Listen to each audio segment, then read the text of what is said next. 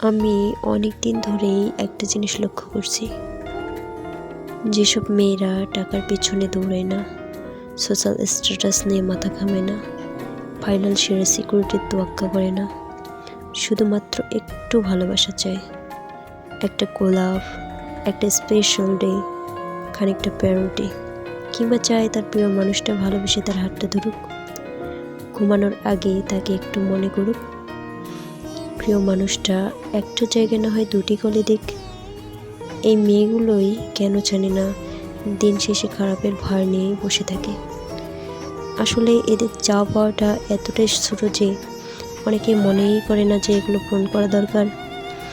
ভালোবাসেন তো, ভালোবাসলে একটু ঠিকঠাক মতো বাসুন না।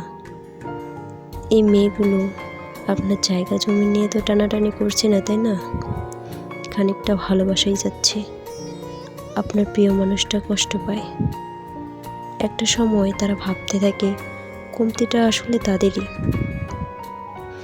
এই যে আপনার প্রিয় মানুষটা আপনার কাছে টাকা পয়সা, ব্যাংক ব্যালেন্স